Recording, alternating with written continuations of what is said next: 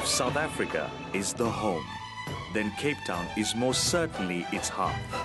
With its unflinching, steadily burning hope for the future, the natural state of its sacred cleanliness, the skies of clear brightness, and most importantly, the oozing wealth of its warm, friendly people.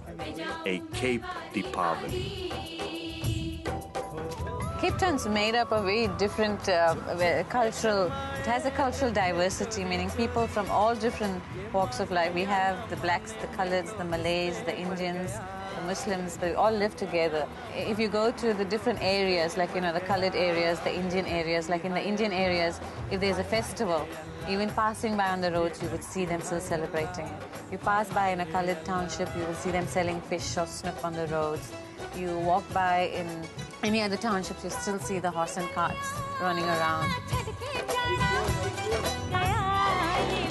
As enticingly different as Cape Town may seem, its magnetic pull of a variety of people has also brought into the city varying traditions from various times, some of them from far-off foreign lands, many tales, a myriad of lights, merging into one soft glow of warmth, peace, hope, and harmony. I think my roots and origins of my family have been a very humbling experience. I consider it the Triveni Sangam, where the three holy rivers of Ganga, Jamna, and Saraswati meet.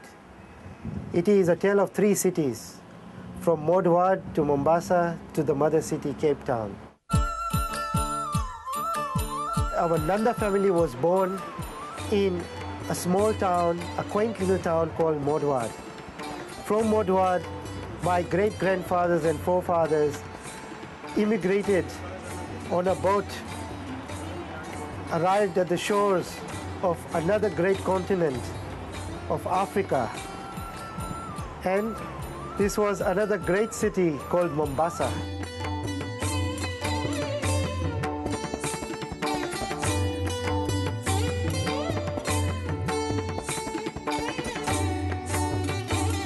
And from Mombasa, when I moved down to the great mother city of Cape Town some 15 years ago, it was such a humbling experience. It was almost like I found a second home. The great majestic mountains and the lovely beaches of Cape Town just attracted me. The people of Cape Town embraced me. That feeling of being accepted and of being an intrinsic part of this enchanting oneness was in sharp contrast to the dark fears and phobias associated with South Africa during the apartheid times. When I was in Kenya, there were great stories about South Africa where it was insecure. There was the war that was going on. There was this apartheid regime. It was almost like that was a land not to be visited. I was a little boy when I left my country of birth in search of a new place which I had hardly even known about. The only things that I had known about this new place that I was going to venture into, it had the apartheid regime that brought about classification and divisions, and that was the fear that was put through in us as to the moment as to when we were leaving. And despite that, we looked at it in a positive nature in terms of saying, well, let's go and find a new challenge and see what the country has to offer. When I came down, it was completely different.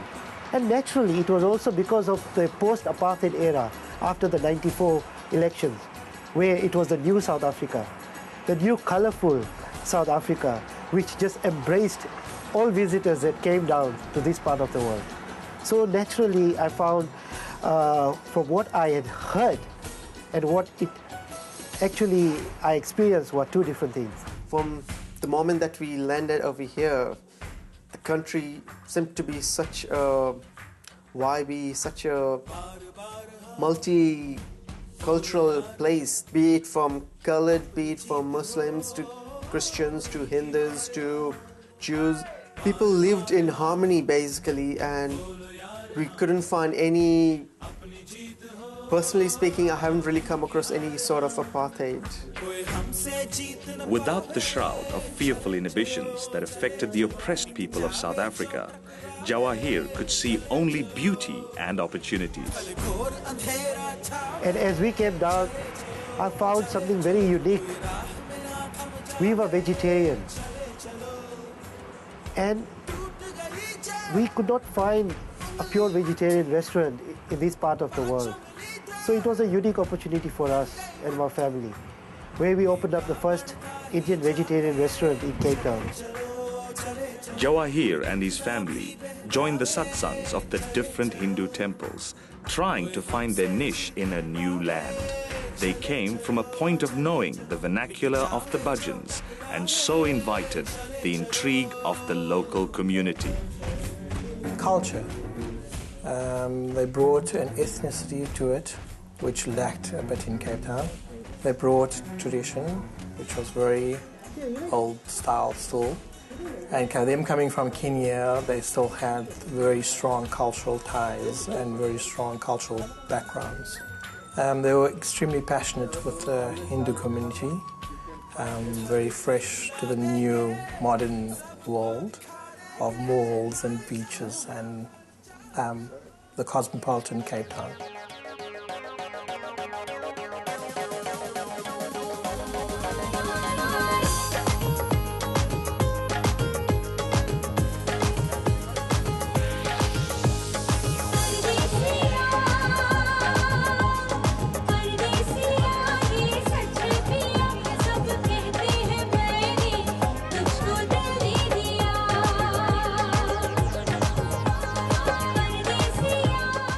Diwali has got a particular significance to the story of Lord Ram.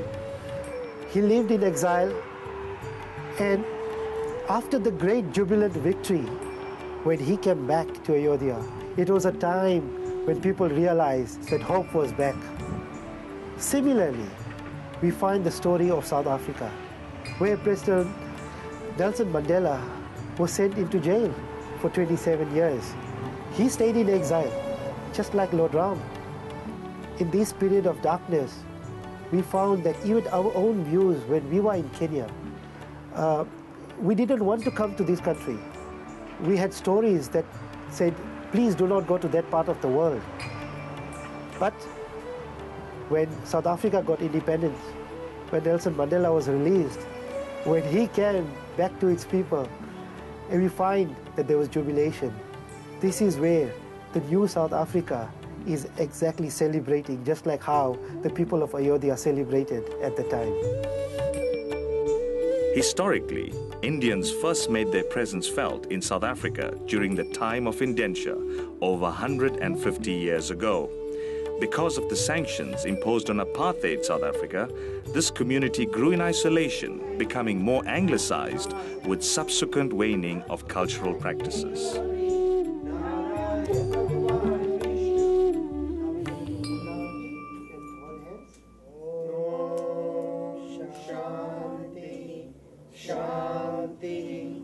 Usually after the puja, the ladies, they start preparing the great rangolis. This is beautiful artwork that we experienced this morning. Even the kids participate.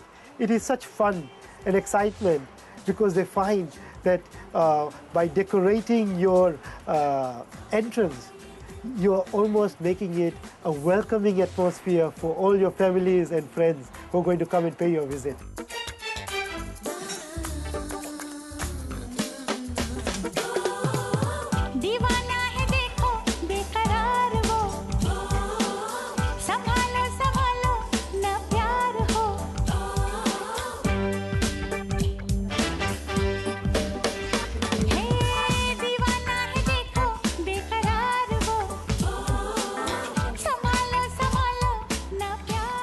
We glorify, we beautify this entrance.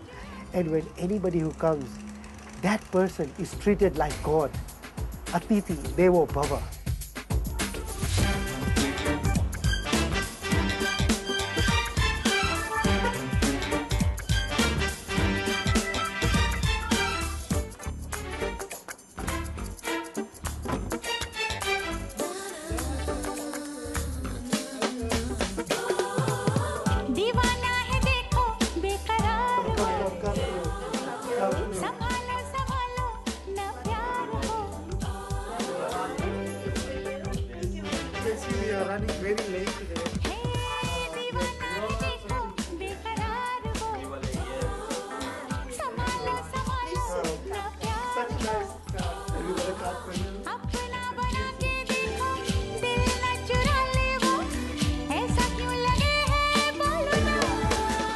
the way of speaking, the way of everybody was respected and revered. And part of it is the Gujarati language, which actually entails a lot of that respect. Their ways of eating, I remember quite clearly that my first interaction with them, we actually sat down and ate India style on the floor with thalis and vodkas and stuff. And that was like, wow, we don't do that here anymore. As soon as you enter the house, you will see there's Ganesh there. When you ring the bell, the tone of the bell, it was a recital of God. Then the big Ganesh Murti stuck in my head. Then when their granny used to come from Kenya, and all the foys, Jawahir's aunties, the way they spoke, the way they got together. It was so humble, even if you go to their house, where everyone used to get away from whatever they're doing and come and greet you, make you sit. Their family values, his motivation towards inspiring us to change as a youth. They have, not only Jawahir, the whole family, from Pari to Sheetal to Amit, all of them, the way they are such a loving, humble family. While vices may divide, it's the virtue of good values that unite. Respect, care, friendliness, tolerance, peace and love. These are the values that celebrations foster, and none so much as the festival of light. Diwali is simply a celebration of life. It is the spreading of light. We believe Vasudeva Kutumbakam. If your whole world is your family, then this unique festival is nothing but to spread this light and transverse it through every living being. It is when your rich cultural heritage is displayed in splendor. And despite its majesticity and pomp and pageantry, I find that Diwali is a simple message about Diwali. Spread the light, spread the love. It's about peace, love and unity. The values of Diwali are not imbibed only by the Hindus. It's actually for everyone, because these are universal values. These are the values that every other person, no matter which caste, creed, religion or linguistic group, it is for everyone. The word symbolizes and states a row of lamps, and basically Diwali, for me personally, it's hope and light. Light in the wake of darkness, light symbolizing hope. Wherever there is light, there would be basically a way forward to guide you. As time went by, I got absorbed and involved in various communities in Cape Town and various organizations. And I'm really proud to say that the Hindu Dharma has actually got its rightful place in this community of Cape Town, where we have launched the Diwali festival in this beautiful city at a level. We have leaped to the level where we have involved everybody, all the people of Cape Town. With Jawahir supporting this festival, the message of one light, lighting up many hearts and lighting up the community, this is what we have created. The vision for the Cape Town Diwali Festival is to bring all people into one venue to celebrate and share in the love and the unity of Deepavali, the message that Deepavali brings to us. So we want to bring the community together. Diwali has a very simple message of light over darkness, and I think throughout the planning and to the end of the festivities, this is the message we want to carry, is lighting up that divinity within us.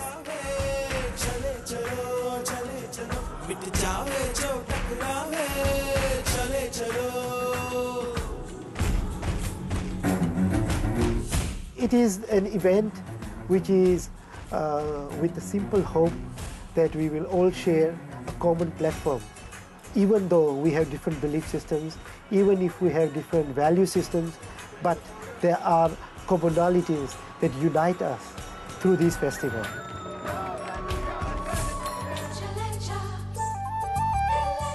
Diwali is a day where we start off very, very early.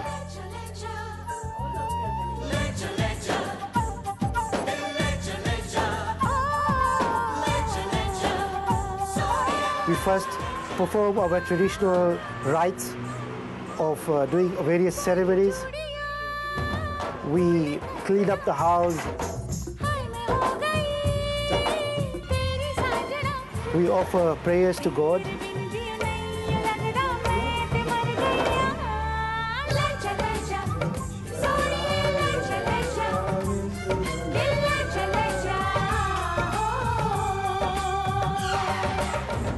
We prepare the sweetmeats, we prepare nice foods, we pack these boxes, we write nice messages, and once we are ready, on the day of Diwali, we go out there and we share it. We share it with everybody. And today exactly that's what we did. We went out and we shared it with our friends and our families.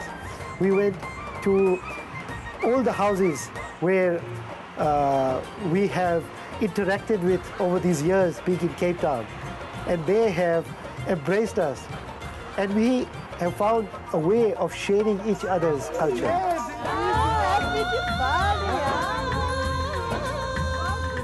Today is indeed time for celebration, the triumph of democracy, the freedom from fear, the flowering of culture. Today is indeed time for celebration, especially because of our past. I find Cape Town quite unique in a way, because when we first moved down, there were things that we could not find. There were practices that we did where we could not actually find things to buy. But when we came to Rylands, we found a very dynamic Indian community where the shops were very, very similar to the shops we found in Mombasa.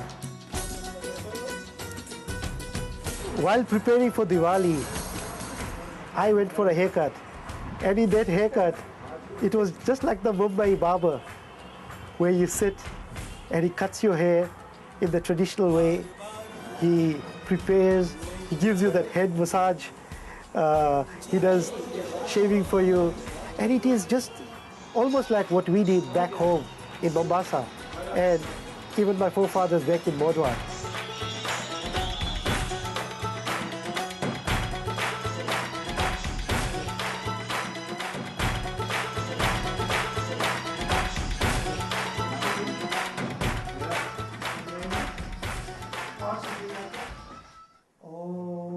Deepavali comes with its stories of good overcoming evil, light overcoming darkness, and hope overcoming despair.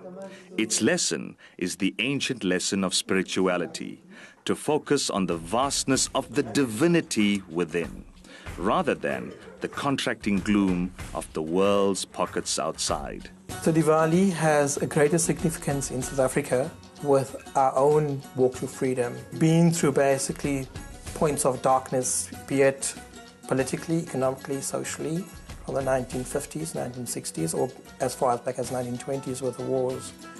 And then we had 1994, which basically meant the freedom of speech and the freedom of our father of the nation, Madiba, walking out free. And that just rekindled hope and spirit and enlightenment. And since then, there's just been this fire, this fierce burning desire just for light and to banish the ignorance and to banish the darkness. And in that instance, it's given everybody a sense of purpose, of moving forward, and whatever the diversity and whatever the challenges are, just to embrace it and say, so what, tomorrow's another day.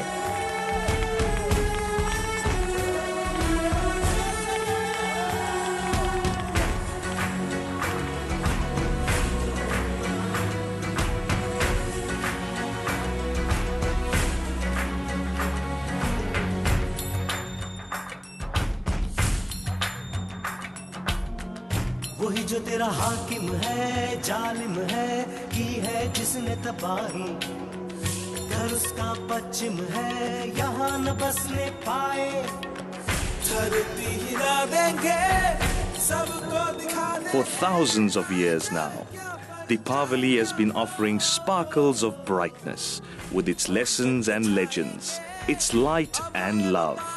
This tradition, by its very nature, cannot be contained to any particular place or people. Indeed, its very essence is to kindle and grow. One light, one love, one family, one world. My message is very simple.